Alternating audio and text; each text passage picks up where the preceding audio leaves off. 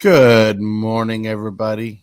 We're starting off with a little memoir to Sheldon Menery, as we found out today that the father of Commander has passed. This wasn't scheduled today, so we thought it was important enough news to share with the community, since he is the father of Commander and the most successful game of Magic there is right now. Well, hello, Robert. Good morning. Good morning to you. Well, Robert is having the best time of his life right now, just catching up on stuff with work. But he decided to join us while he does it because he can. How nice. I love the super fast show. Yeah. But all I want to say in memoir is rest in peace, dude. You know, you made a game that we all love, or you made a format we all love. Yeah, indeed. Mm-hmm. Completely changed the course of Magic the Gathering unknowingly. Unknowingly, for sure. Especially when lockdown came in and we were stuck in the game to play to satisfy our needs of passing time. Yeah. You know, the casual of the casuals. So today's topic is, what other hobbies do we have? Figured we talk about Magic all the time, and we bullshit about Magic stuff and things in history, but what are other things that we are into? Like, I can just tilt my camera over there and you can see a bunch of Beast Wars Transformer videos, some comic books. There's lots of things you can be into. Most definitely. You know, with the surge of good things come to us, make us happy. A lot of things that make me happy are things that remind me of when I was a kid and didn't have to have these things called responsibilities. Right. Right. Adulting sucks. Definitely not easy. Good morning, Mrs. Hillbilly. Hope the mister's doing okay. He's usually on here first. Ooh.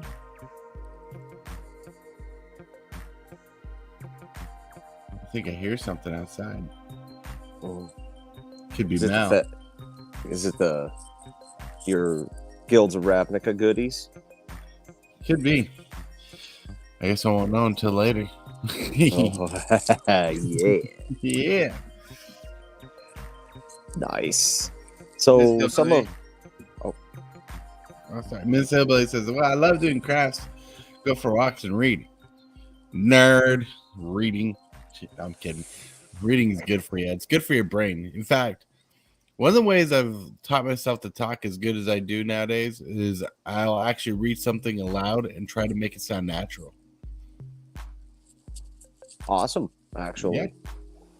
That's a really awesome skill to have. Oh, yeah. Because I used to struggle with reading.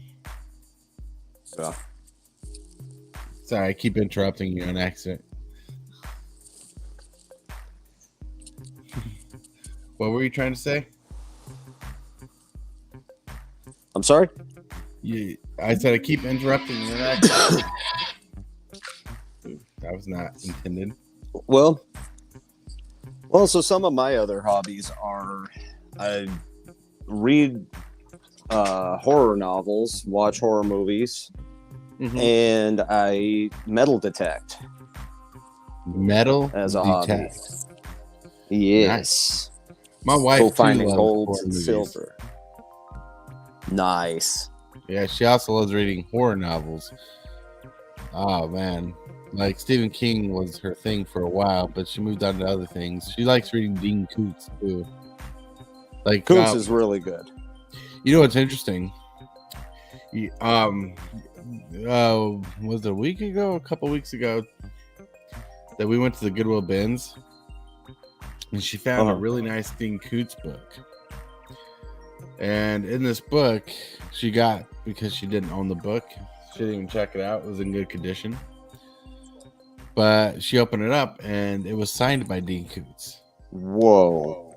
Right? And not only that, there's actually a piece of paper in the book that was given to the owner, basically saying that, well, not saying, it validates the signature to be real.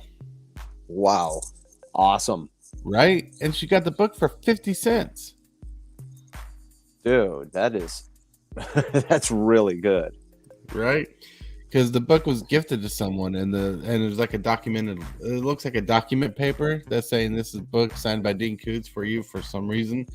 I can't remember the exact reason, but it's pretty cool. That is really cool. Hello, Hillbilly. What's up? Man, I was wondering what was going to happen when you didn't have the most handsome man on screen. That's right. I go take care of the bathroom. Makes sense. It takes care of you. Yeah. Oh, yeah. Woo! Man. So, let's discuss why we like different things, other than Magic the Gathering. Because Magic the Gathering, man, we're going to talk about that a lot more often,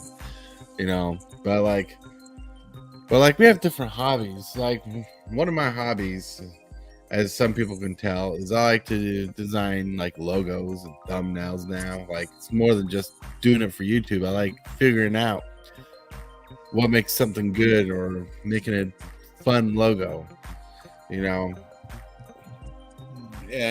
it just happens to be useful for YouTube. But some hobbies, it takes work to get into, because getting into logo design, that's a lot of training. That's taken years to get as perfected as I can get it as my own skill level. Yep. Mm-hmm. Yep, Like for sure. Robert loves playing with Legos. I do, actually. Mm-hmm. That's another thing I like. I could tell. I ain't really got any other hobbies. Mm-hmm. Except play games on my phone. That's about it. Right. Like when I used to like doing wood burning craft. That's pretty cool. Wood burning is really cool. That's a skill that's hard, because well, trust me, I've tried it before and I sucked at it. When I was young, all I made was made black marks on a piece of wood that were burnt, which is crazy, because when I was a little youngster, I used to be hella good at drawing.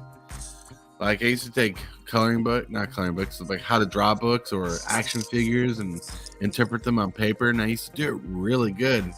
Sadly, I threw away all my work from back in the day, so I can't show you it. But now I try to recreate the same things. Now I try to recreate them, and I still have some level of skill that's pretty decent, but nowhere compared to where I used to be. I kind of made that a dead hobby because the computers changed my designing skill. Oh, hello. We got Stasis Orb. What's up? What's up? Good morning. Hey, good morning, guys. Hey, your volume's a little bit low. Is it? All right, give me one sec. Yeah. But, hey, welcome all the same. All right, hello. Can you hear me? Is that better? Yeah, that's way better. Oh, okay. Yes. Yeah. So today we're talking about different hobbies that, other than Magic, that we like to get into. Is there such thing? Just kidding. No.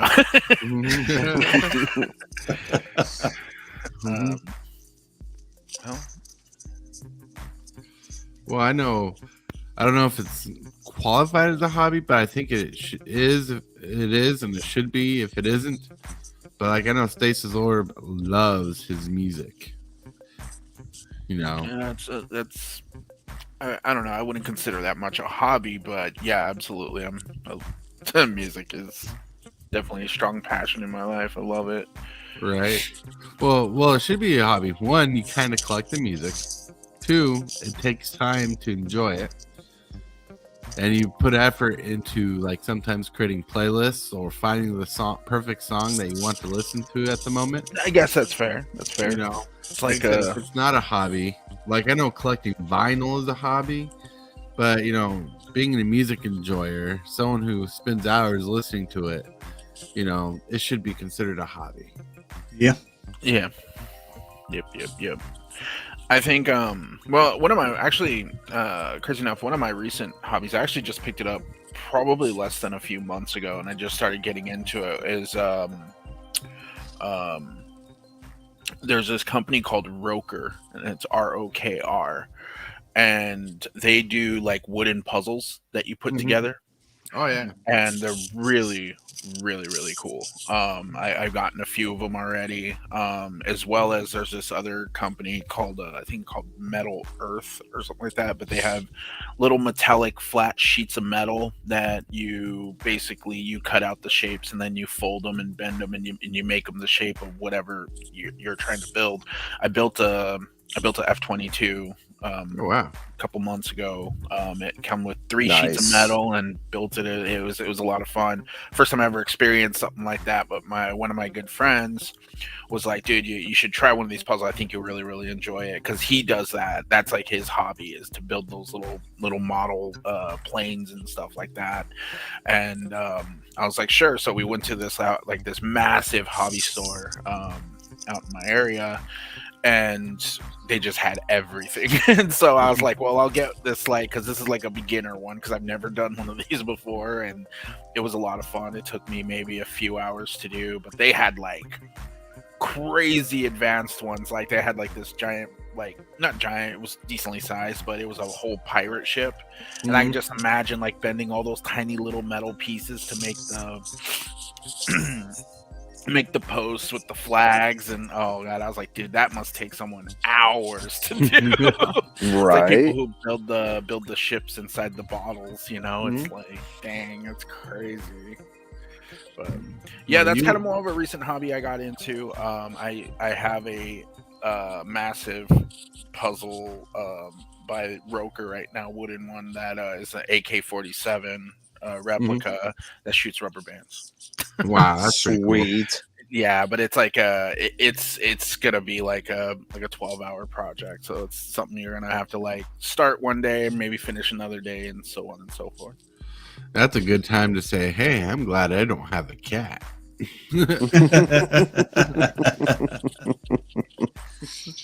Well, we have a cat, but she's an outside cat, and the only time she comes in is at like 1 o'clock in the morning, and to scream at my door because there's no milk in her bowl. Right. So you got a midnight alarm clock. Nice. Yeah, pretty much. Well, like you wouldn't think the Tortoise, like, since you know me, you wouldn't think I'd be into meticulous things like puzzles. But my son went to Warhammer. And like, we haven't played in years, but I really fell in love with the process of building models and painting them. Like, it became more of a relaxing, soothing journey more than I thought it was going to be, because I thought I was going to struggle with the instructions, because I have a hard time reading instructions because there's small print and all these lines pointing everywhere. But the wife got it. Right. The wife kind of taught me how to read the instructions, and from there on, I started putting together this Tau army, which is probably one of the easier models to put together for Warhammer. But it was just thoroughly enjoyable, and when you get comfortable with it, you get to be a little creative with it. How you're going to glue on the pieces, what stance they're going to use.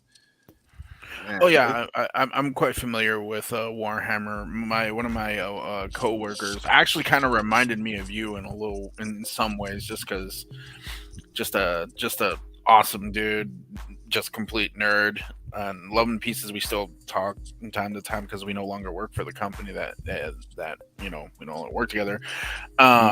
So he is huge into D&D and Warhammer.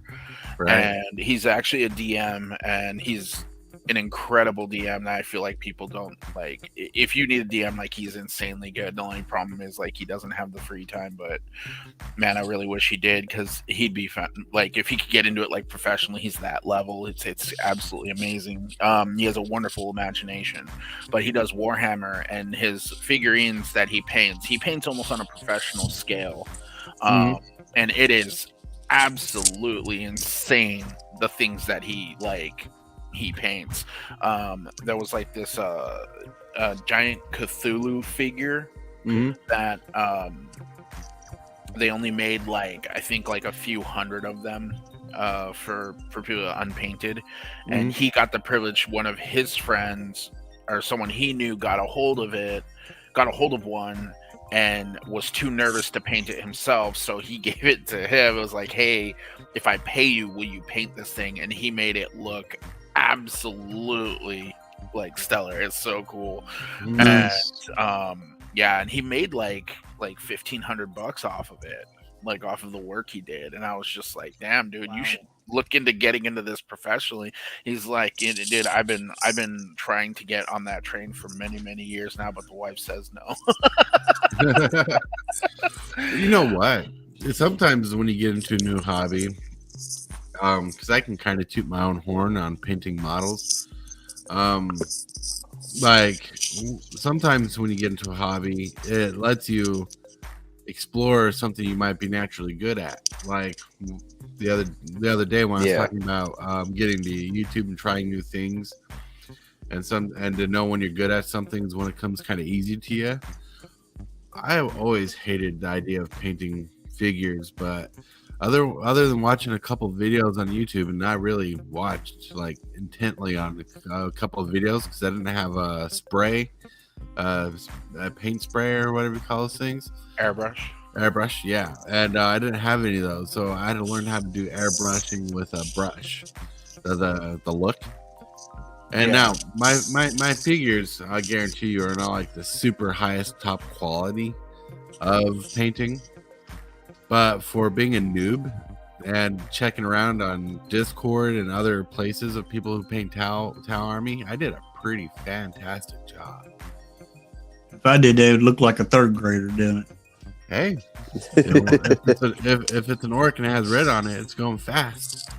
Yeah, but I'm with you there, Hillbilly. My how I'd paint my figurines: grab figurine, glue all the pieces together, dip in paint bucket, done. Exactly. Right. But like there are other hobbies that we get into, and some of the hobbies don't even take time at all. You know, I'm pretty sure Stasis Orb can see this happening because it's happened, and I did it in Job Corps, where I basically built up my old collection of Beast Wars Transformers from when I was a kid. Nice. Yeah, he was. Yeah, it was something that he was always on the lookout for wherever we went. He's all like, dude, look at all this Beast Wars stuff. So that was the coolest thing about heebie-jeebies back in the day. They had a whole wall of it. Yeah, but he wanted like $1 billion for like anything in that store. So I like that number, $1 billion. $billion. That's right, Orange Slice. Oh man! Oh god! That's funny. Years ago, I wanted a nickname, and I wanted to be called Orange Slice. Nice. Right, which was better than my idea. I wanted to call him Drewbot for so long, but he just didn't like it. No, because I don't like Drew. I don't like the short names of my name. Like I don't like Andy. I don't like Drew. Just call me Andrew. Right. I should add to your name, like call you Andrew Wellington. You know, give you like a surname. No, I'm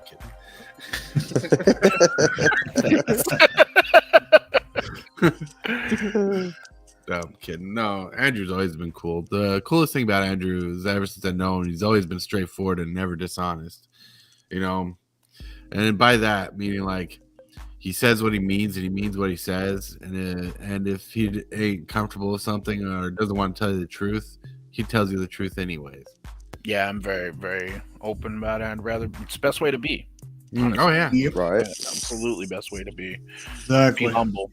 You know, it's just one of those things. Like even my group, I tell people all the time, like even my group back when Derek was playing at the card shop, you know, a lot of the guys that I played with were assholes because they were top end players and didn't give two shits about anybody that wasn't a like high level player.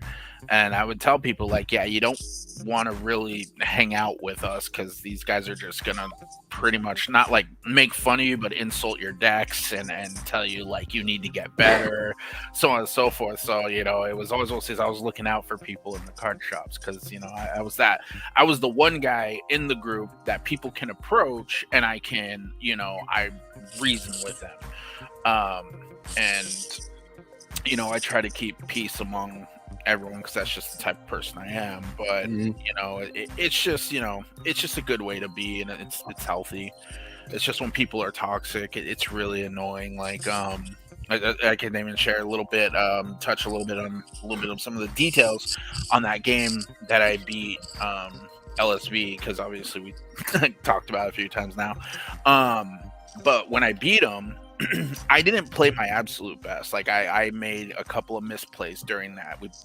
We went to game 3 and I beat him because I blew him out with Master's Call. Mm-hmm. And I don't know if you guys are familiar with Master's Call, but it's a 3-mana instant. It creates 2 1/1 Mer tokens.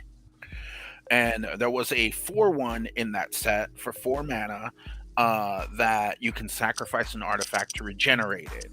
And so he played that on turn 4. I missed the land drop, so I was still stuck on 3 mana.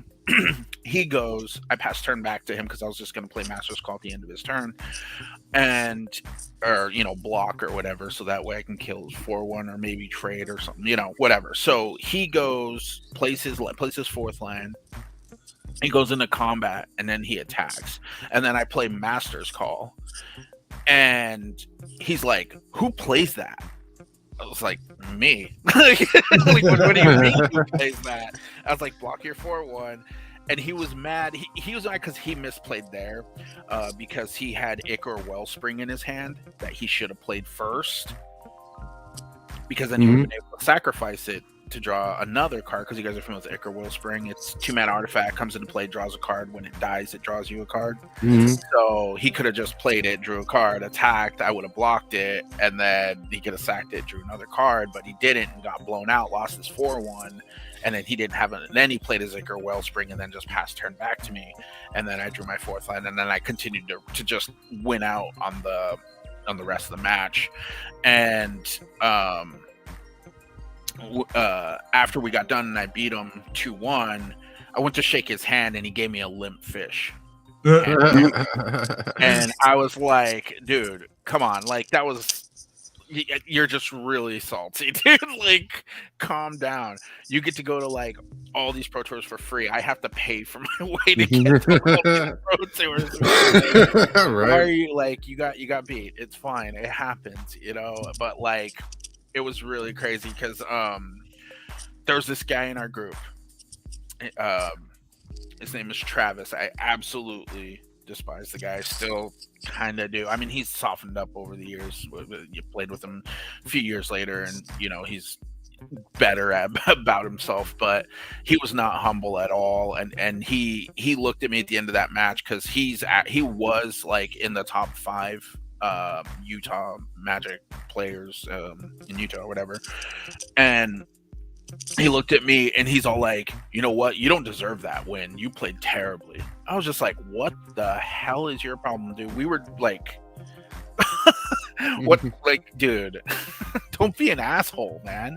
Like, and yeah, that was a really crazy incident, stirred up some drama in our friend group. But yeah, I was just like, you gotta be kidding me, dude. Why do Magic have to be that way? Like, why?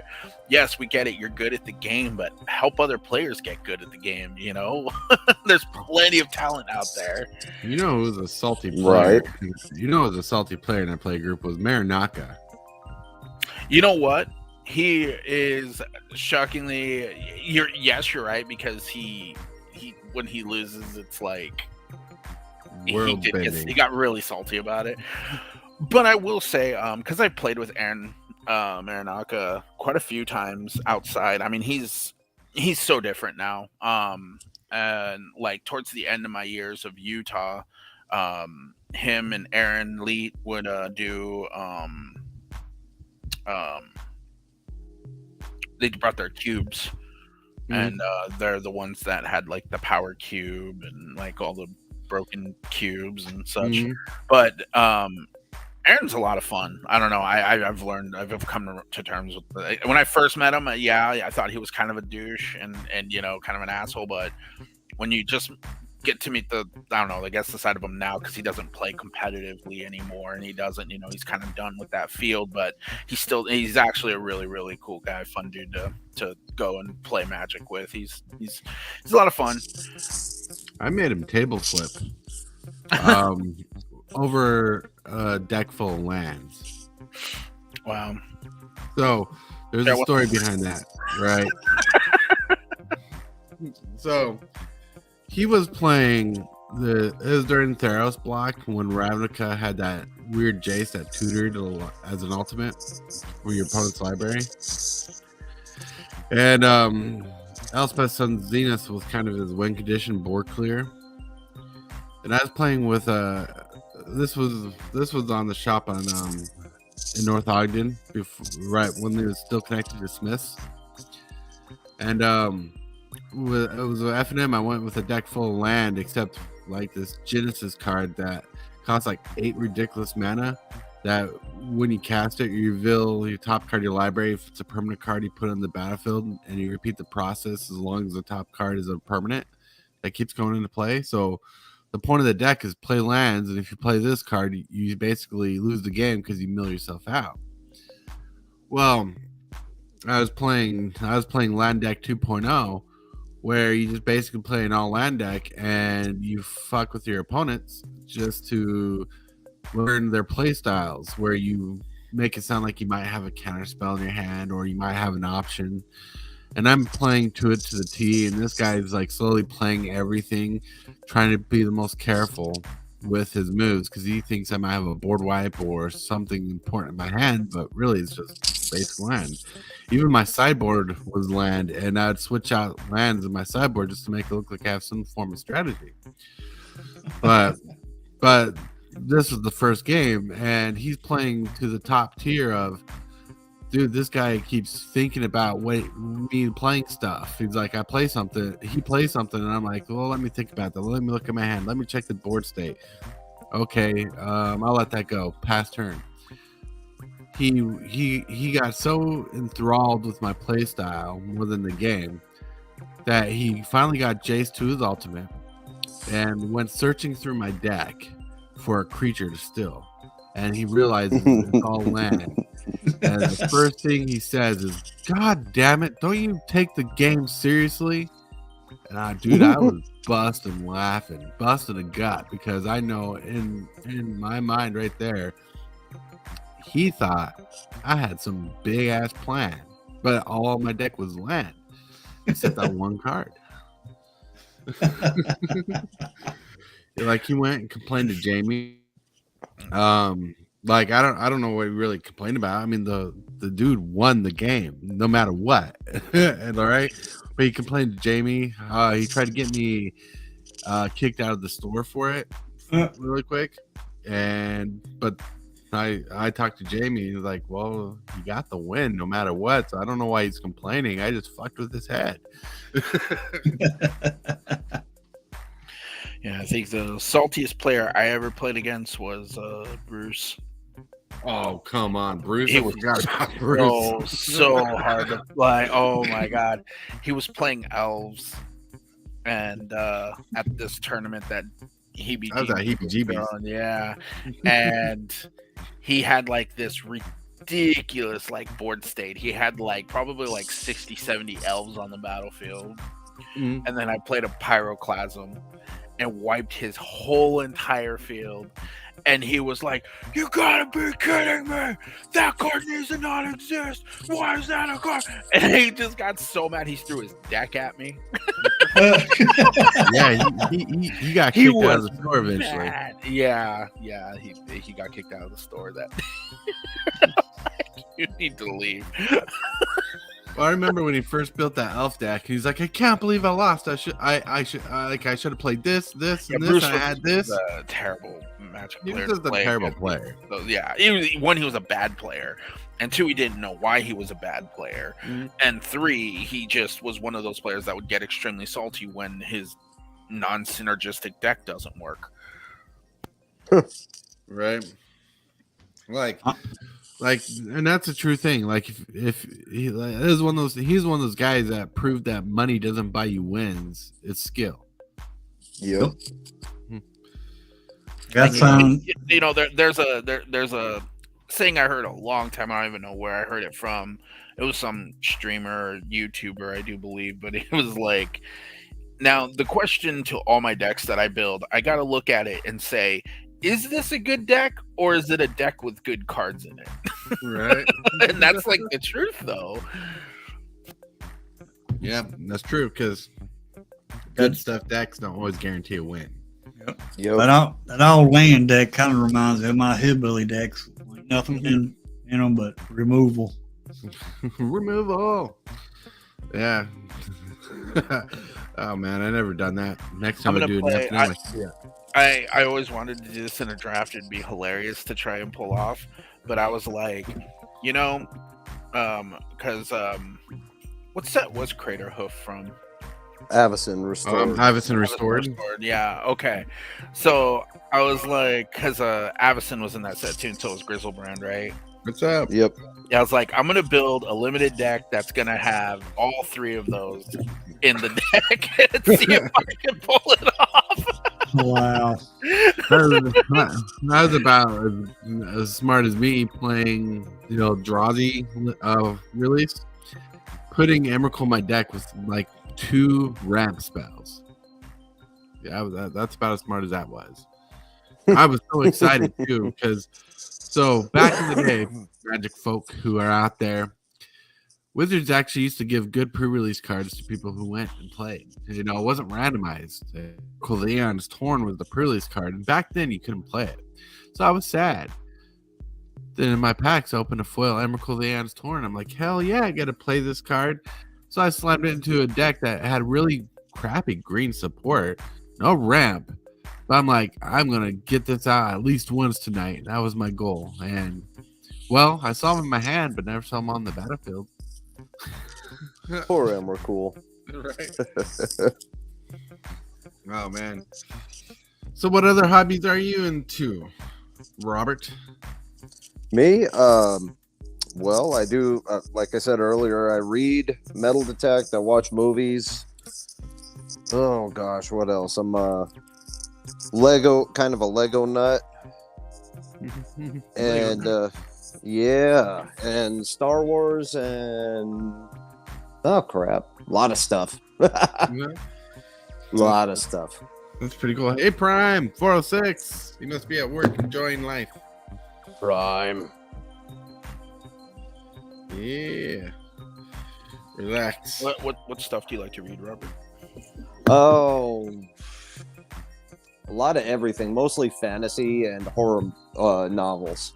Gotcha. Yeah, I'm a big Stephen King fan. I have a pretty wide collection of Stephen King books. So I remember when you were so wrapped up on The Cell. Dude, that book was so good. The movie still sucked. is. I actually grew up down the street from Stephen King up in Maine. So, oh, nice. So I got to meet him quite a few times and got a few books signed from him back in the day. But yeah, it's good times. Yeah, he seems like a very interesting individual. I've read a few of his biographies, and it's just like, man, what a wild life. Right, right. Like your most famous book. What were you on when you wrote that? The answer is, what wasn't I on? If you ask him. He was on a cocktail. Oh, yeah. Yeah, among other things. Just got to be careful with the movies, man, because some are hits, some are misses for sure. Oh Right. yeah. One of my favorite books that I actually read was Stephen King, and yeah, sometimes I do read, was Misery by Stephen King. Like, that book was insane. Like, simple. Insane. That's why I got into it. Simple read. Yeah. But the gore was there. Like, some of his books, one of his books I tried reading was the Dome book, where the city was in the dome. That was so complicated. Because Tortoise has the issues with dyslexia and being bipolar. Yeah. No, his most recent one that I read was Fairy Tale, which actually was a really interesting book. I really enjoyed it. I'll have to look into it. Now I'm just trying to get caught up with the ones I picked up. A friend of mine left the country to go start their new life in Japan, and so they gave me their Stephen King collection, and it's like a lot of books that I didn't have, and a lot of them are newer and a couple are older, but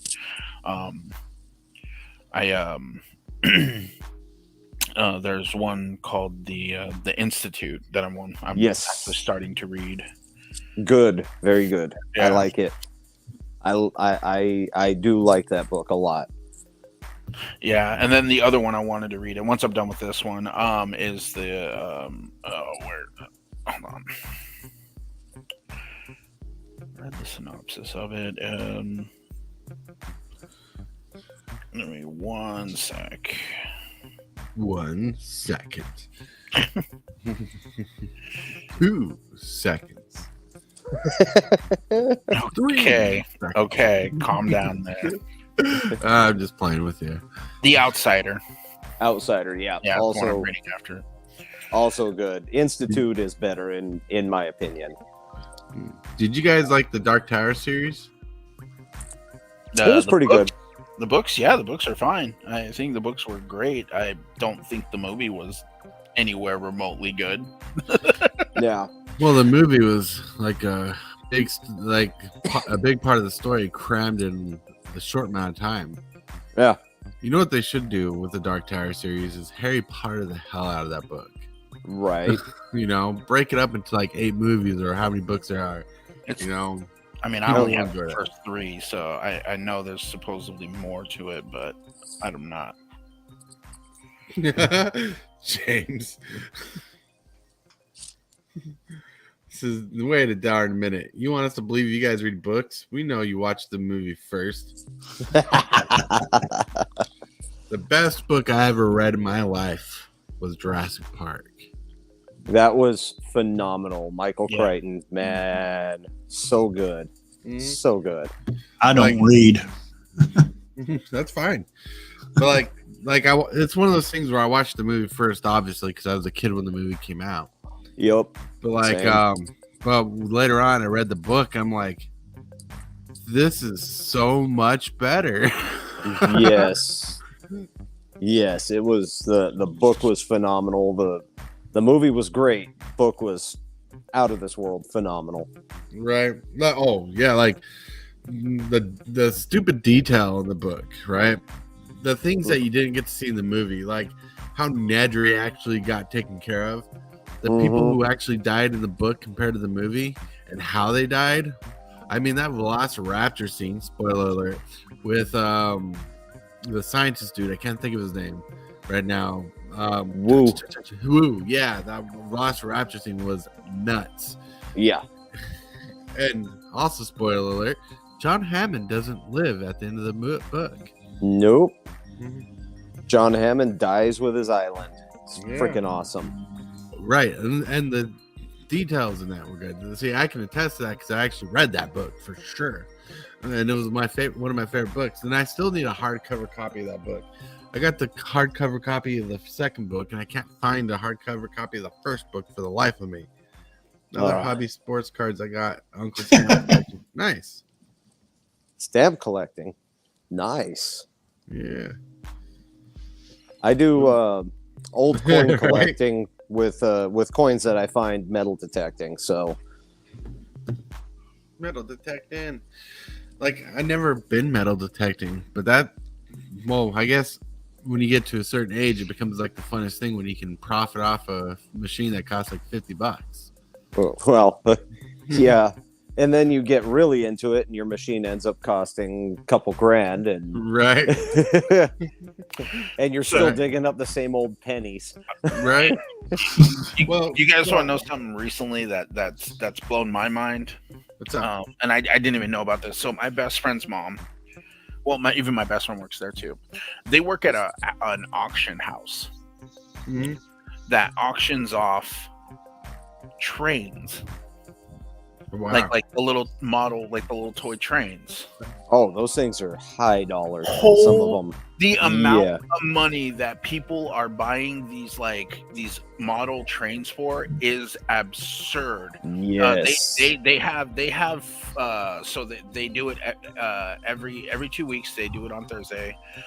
Throughout the 2 weeks, my best friend goes out. He drives the box truck, so he goes out, collects, people want to auction their train sets off, and then he brings them back to the auction house and stuff, and then they sell them. Well, they have like 3 or 4 regulars that jump into like the $200,000 to $500,000 price range. Ooh. And I'm just like, you've got to be kidding me. You mean tell me one of those model trains that you have in there is worth $500,000? And they're like, Mhm. yep. And people buy them like that. I mean, it's huge. I was like, I would have never, ever in my life would have ever thought that. As a hobby and a collector, stuff like that, you would think something would be like, I could see the price ranges of like $10,000 to $12,000, but $500,000? What the heck? Right. Like And that's like average. Like that's like the because of those guys always, they're good friends, but they always try to compete with each other. They get those prices ridiculously high, and it's just like, dude, who has the money to just dump $500,000 on a train set every couple weeks? Like, what the heck? Wow. Well, I knew train car toy collectibles were worth money, especially ones at a certain date and lower and certain models. Yeah. But yeah, I did not know they're like $500,000. Yeah, it's ridiculous. It blew my mind. I was like, I did not know that. My best friend went out and delivered a train set that someone bought for like $260,000. I was like, you gotta be kidding me, dude. Dang. Yeah. There's like some Transformers, like in my collection, are worth like 160. I'm like, it's almost 200, and I'm like, that's a lot of money, but 500. Damn. Yeah. Yeah, it's crazy. I didn't even know there was a whole market for that, man. That blew my mind.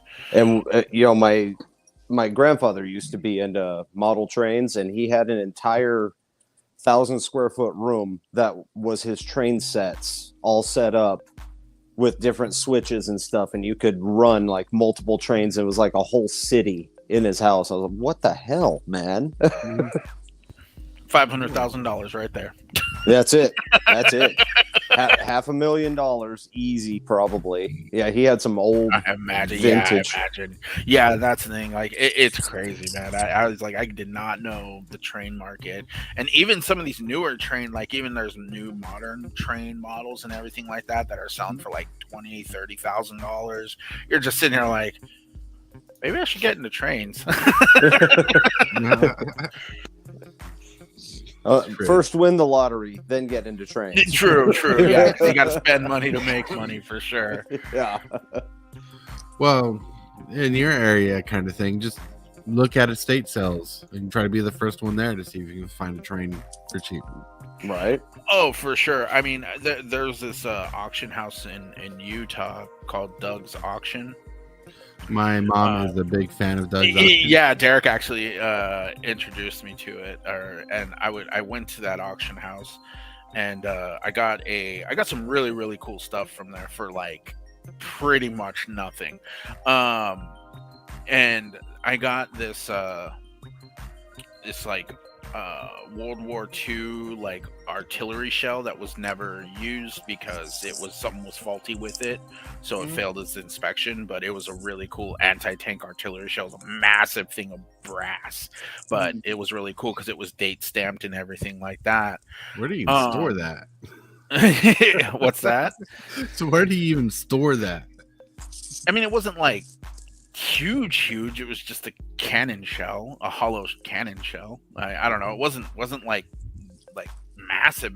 But either way, it was a cool artillery shell. It was a cool piece. And I got it for I think it was like $14 is what I was competing over someone for, and I got it for 14.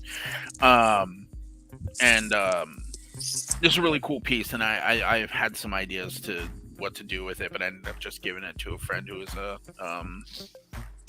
like military stuff like that.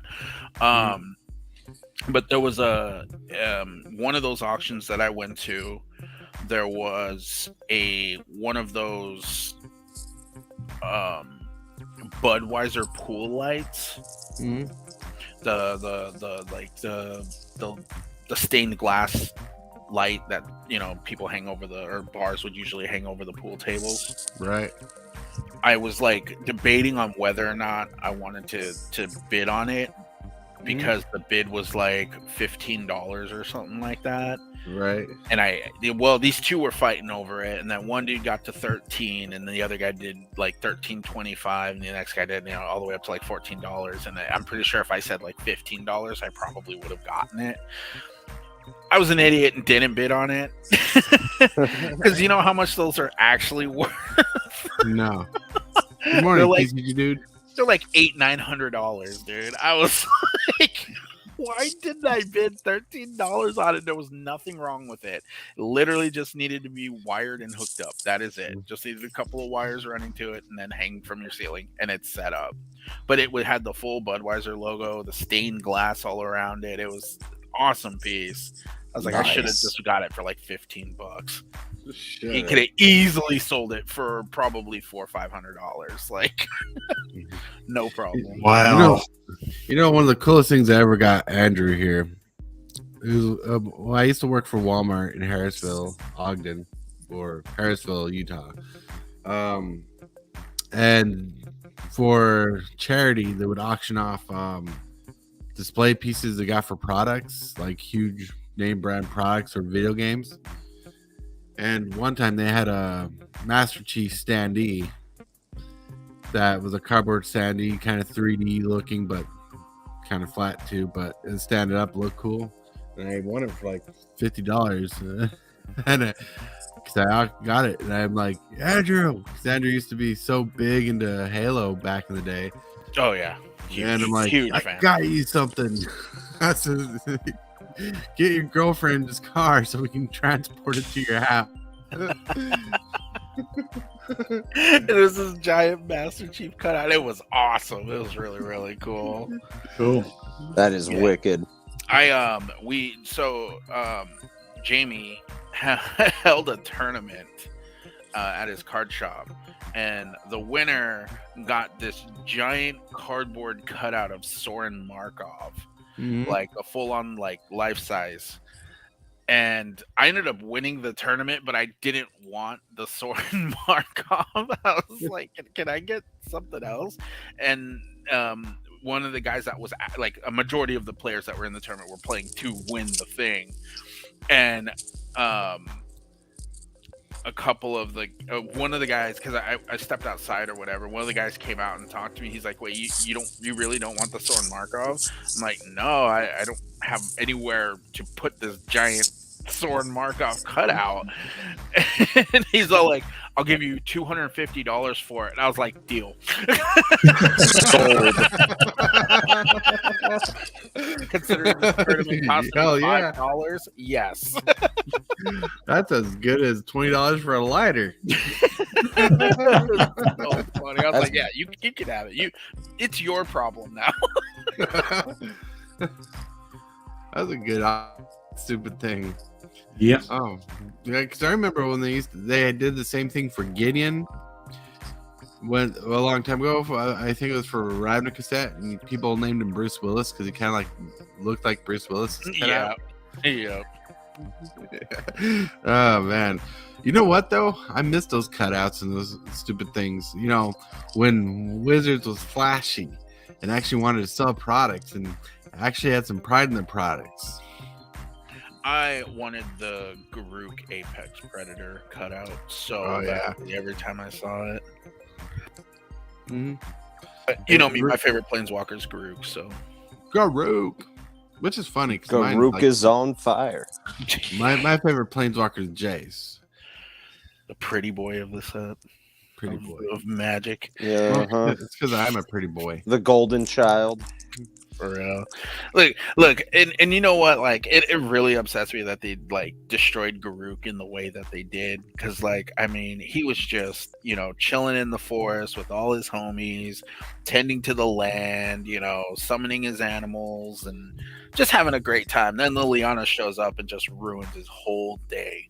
Right? For no reason. Ruins, Right. his whole damn life. Ruins his entire life for no reason. There was Then no Groot gets in trouble. Groot gets in trouble for getting back at Liliana because the picture's too offensive.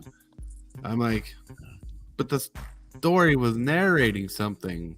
Why is it offensive? Well, because people who don't understand it will take it wrong. Well, should have thought of that in the first place. To be fair, how many goth girls have ruined just simple guys' lives? I mean, come on. Well, it's wear makeup and they think no one will remember them if they take off the makeup. I like True. Ashiok. I like Ashiok. Ashiok. Ashiok's pretty cool. They still need more story on Ashiok, more of a lore build on him or her. Yep. It something. Like, you guys know, like I used to not like Jace. and Didn't care for Jace. I used to like Rook a lot. But I became more of a blue player in my days, and Jace a lot of times draws a card. Yeah. And Willis here with the goth chick, yeah. Yeah. But anyways, you guys know what happened to Nicol Bolas? Is he dead? No, he's in No. a prison realm with his brother. Yeah. He's locked up. So Wizards wanted to get rid of Ugin and Nicol Bolas to hold that story for later. So I believe Ugin gave up his spark to get rid of Ugin's spark and trap him in a prism on Ravnica. Like a prism shape. How they trapped Emrakul in the moon. Well, Yep. Emrakul was by choice. Yep, they kind of just lock up the baddies for a little while, just like now Phyrexia is locked up in another realm again, so Phyrexia can still come back. Right. And Emrakul can come back if she wants to wake up and bust out of the moon. You would think that things being the way they are, you would think that Karn would just like man up and just blow up his plane. Right. And just make it non-existent anymore. Because I mean, I know that was something that he's been trying to like come to terms with, but he just needs to do it. So that way there's no more Phyrexians, there's no more like that whole entire Well, thing. he can't. Well, technically, Phyrexian's been phased out of existence. Yeah, they're it's like how Zalfir was. They're locked in a temporal pocket, basically, like their own time frame. Right, because Zalfir was phased out of existence to protect themselves from the Phyrexians, and in March of the Machines, the end of the story, they basically said, you know what? Fuck this. We're going to switch places. We're going to be out in the real world while they're locked away. Uh-huh. Mm-hmm. Yeah. Ellis Dorn's dead. Yeah. I know, that was such all five are dead. Okay, so I love March of the Machines set design. I'm not a fan of the story and how fast everything moved and how wimpy it went. I Y'all agree. read stories digital, paperback, or listen to audiobooks? I'm more of an audiobook listener, but like if it's a book I'm really into and want a physical copy, I'll read it out of a book. Well, when it comes to Wizards stuff now, it's digital only, but so yeah, I read the stories when they post them up. Mm-hmm. Right. But yeah, all 5 Praetors are dead. Honestly, a lot of people were complaining how Vorinclex died by some unnamed soldier, and I'm like, no, actually, that's pretty perfect. That's pretty cool. You know, nobody kills a god. Right. Like, yeah, well, we've talked about this a couple months ago on the round table. They should have taken the story of March of the Machines and stretched it out. Yes. You know, because with all those battle cards, you know, to say we went here to battle, we went there to battle, we went there to battle, fine. You could have stretched that out too and maybe put more design process in the battle cards for each set that Phyrexian went to. But then you could have also highlighted stories, characters, and made it like a whole epic saga out of the story. Exactly. But no, like one of the first cards they spoiled was Elesh Norn's death. I'm like, God, Wizards really sucks at their job. Sometimes, yeah. Sometimes. Mm-hmm. Oh my God. So that was one of the interesting things I found from Phyrexia All Will Be One story going into March of the Machines. So Ashiok was chilling on New Phyrexia during the lead up time after Theros Beyond Death. She was just, it was over there on New Phyrexia. And then in All Will Be One, it's talking about how Elesh Norn is now sleeping and having nightmares. And I'm like, oh, well, that's Ashiok's thing. And then they never say that Ashiok was screwing with Elesh Norn the whole time. I'm like, come on, man. That would have been perfect. Yep. Like, you got Ashiok over there messing with Elesh Norn, making Norn just freak out about nothing and actually sleeping. You know, Norn's a machine. You don't need to sleep. Right. Well, it's just the way they edit stupid things. Like in the original Teenage Mutant Ninja Turtles movie, it sounds weird that I'm relating it to that movie, but there's a scene where April O'Neil is talking about the different turtles and how they're grieving the loss of Splinter being kidnapped and trying to recoup from losing a battle. And she goes through all but one of the turtles, and one of the turtles that she doesn't talk about because they edited it out was Michelangelo. Well, there's a scene where you see Raphael yelling on top of the roof, Splinter. But if you take a good look, it was actually Michelangelo screaming Splinter, but they dubbed it over with Raphael's voice. I don't know why they did it, but what happens, they kind of fucked with the story and changed the narrative. And that's exactly what Wizards did with March of the Machines. They took a narrative and fucked with the story. Yeah. You know, like this was supposed to be like some Infinity War sized war battle, and they didn't give anybody time of the day. They gave more story and lore to War of the Spark being a short set than they did with March of the Machines. And March of the Machines honestly should have branched out. It feels like they are just trying to make sense of everything that's happening in the Magic universe all at once, and it's like, you guys can take your time. You got plenty of it. Like, you don't have to like bring everything together like in one set. You can do it over the course. Not even set related, just story wise, and people will understand. We'll get it. But when you're jumping and like around and, you know, Nicol Bolas getting more involved and realizing that he killed the other Elder Dragons, and you look at the original OG Nicol Bolas, I mean, he's chilling in the library reading books, man.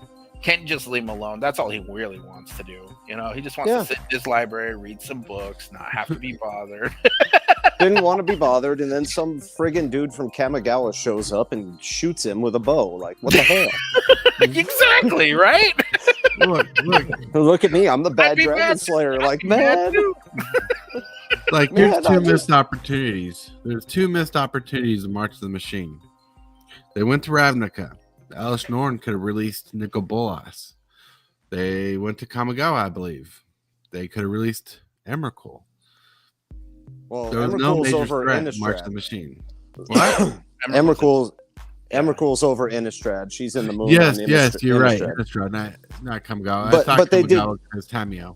They did go to Innistrad, and there was a big chapter devoted to the battle on Innistrad, which was basically Gisa and Geralf having a zombie war as to who could do the most damage to the Phyrexians with the better zombies.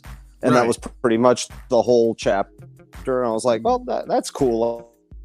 I guess. Yeah, they even went to Ixalan. Wake up, Emrakul? You know, they even went to Ixalan, and they kind of dumbed down that set. But we got a couple good dinosaurs from that. But What, from Isalin? True. Isalin. That's what I call it. Ixalan. I call it Hey, look. Isalin because it upsets people and it's really funny. I can't wait to go back to Ixalan for the Jurassic Park set, this winter set. Yeah, I don't know. It's gonna be good. I can't wait to get Man Cat Dino. Man Cat Dino. What is this? Man Cat Dr. Dino. Island of Monroe? Island of Dr. Monroe? What you No, say?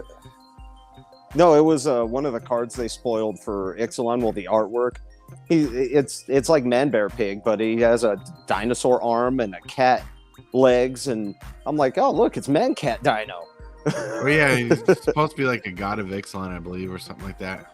Yeah, and to me, it's Man Bear Pig all over again. Man Bear Pig, like Peppa Pig and Pooh had a child. That's right.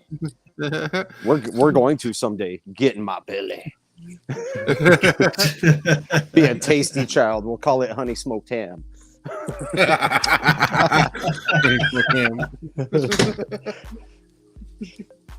Ooh, that's funny. Oh man. Yeah, the lore, and Marrow actually even brought that up on his State of Magic recently, talking about the downfall of March of the Machines, that the story was too rushed and the set was too condensed. And it was like, yeah, you know it, Marrow, you know it, you're right. It's just entirely, you're condensing too much. You don't have these blocks where you can build a story and build a narrative anymore. Well, they have the option to, because they remember they're doing single set blocks now. But if they want to, they can make multiple blocks in how they want. They had the choice. They just didn't do it. They didn't plan around it. I mean, come on. If I had my way, and I worked for Wizards of the Coast, I would have fought for at least 2 sets for March of the Machine. Right. Yeah, why not? That makes sense. That gives them, exactly like I said, it gives them it gives them more time that they already have. But I mean, I guess they probably want, they have all these other projects and stuff that they're trying to get out for Modern, and they care a lot about all these other formats. But yeah, it's just like you could have just stretched it out a little bit and made it a little bit more sensible.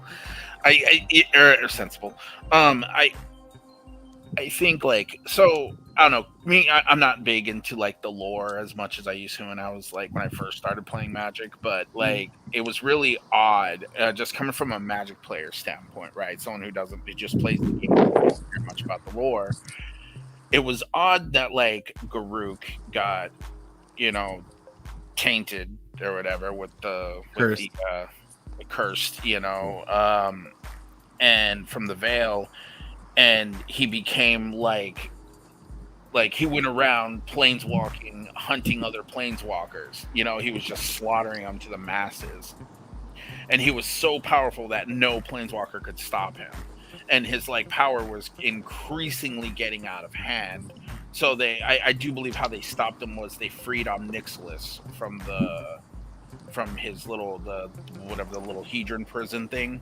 Mm-hmm. He had the Hedron locked down on him, so they put that on Garruk, and that somehow it didn't stabilize him, but it made him unable to planeswalk anymore, and his power was being held back, but his power was still growing. So they said that even when they put it on him and locked him in it, they told him they were this is only going to hold him for X amount of time. We have to find the demon and kill the demon so the curse will get lifted, and that never happened. And then all of a sudden he's running around on what was the set with Eldraine. Yep. Because Oko mind controlled him, and I'm what? That doesn't make any sense. Dude had immense power, Granted, as a Magic card, Oko's one of the most broken planeswalkers they've ever printed in a long time. But still, it's like, how did this little like dude just convince this demonic entity that's a planeswalker that's like outpowering every planeswalker, including Jace at his prime? Like literally, Jace couldn't even stop him. Like you're thinking, like, how did this guy just manage to control this demon corrupted Garuk to do what he wanted to do? He gave him a food token. That's it. Right. Well, the truth is Wizards doing a lot of cleanup for PR to make them look good, you know, because they don't want to offend anybody, and they don't want to make any masculine decisions or other things that might make them look like they don't support some other place. So they're cleaning up a lot. So they're trying to tie in a lot of knots and stories, so they don't have to accidentally have to do something to piss someone off by correcting a story in the correct manner. Right. Yeah, it's disappointing. I mean, Garuk is so freaking potent that when Nicol Bolas was doing his whole "I'm invading the universe" thing, he actually devoted like 30% of his power to keep Garuk on Eldraine. Like that was his deal. He was like, keep Garuk out of the fight. I'm gonna devote a bunch of my energy to keep him out. And then because if Garuk showed up, he'd have just, I mean, Garuk's like over 8 feet tall. You know that? No, he's a monster. Normally, he's a monster of a man. He's not. Like, he's not even magically enhanced, and he can crush skulls. Like, dude, what the hell? Right. And they had a good thing going, and they should have made the story where Garuk was the next big bad baddie, because Garuk contested. What? Jace next big bad baddie. Jace. Well, Jace would be a good bad baddie, but I'm talking about before they fixed Garuk. Oh, you know, and Eldraine. Like, he should have been the big bad baddie, and he should have been. It's like, sometimes we just need a character who wants to kill for the fun of it in a story. Right. That's what Garuk was, and he had to be a force to be stopped. He should have been that diversion in the story to the big bad baddie who's rising up. Like Nicol Bolas could have used Garuk as a distraction as he's building up his plans, you know, influencing Garuk to do his bidding. Because what did Nicol Bolas want? He wanted to kill all the planeswalkers. What was Garuk doing? Killing all the planeswalkers. Yeah. Missed opportunity.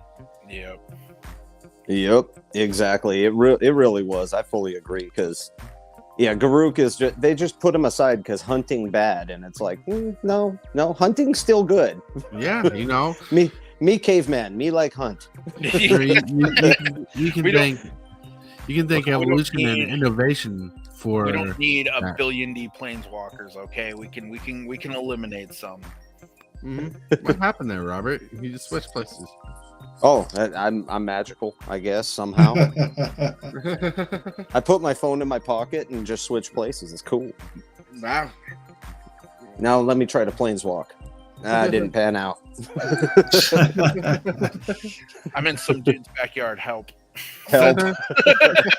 Help, I'm in China.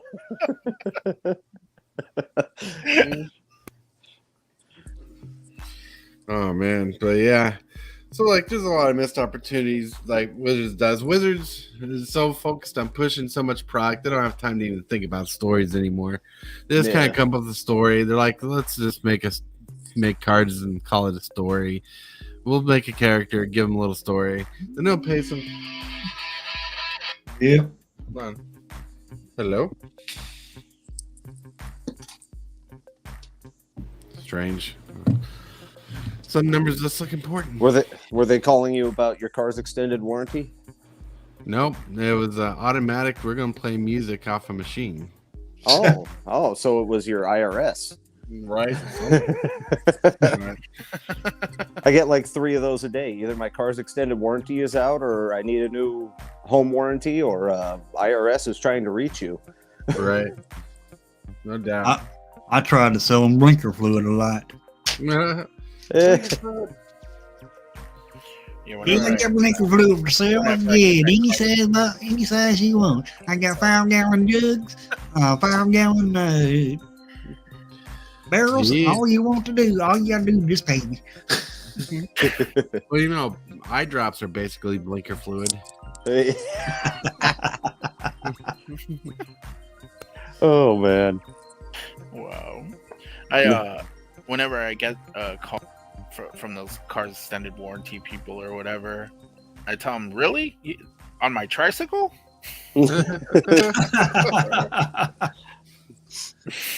Oh I my had- gosh. I had one call me one time and he tried to do that. And I'm like, oh my God, you mean I want a car? Y'all gonna give me a car? When do I get it? Oh man. Are you gonna fax it to me?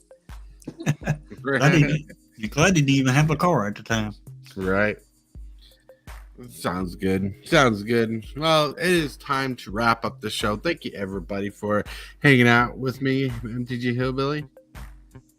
Robert Thank you. and Stasis Orb. Thank you. Yeah, Thank I you. love having you guys. You guys keep the show lively. Thank you, James Prime, TCG Dude, Mrs. Hillbilly, D. Lawson, and everybody else who showed up. Thank you for hanging out. You guys have a wonderful day, and we're going to leave you out on... Shockwave! What is your command, Megatron? Subscribe for Magic the Gathering and other content.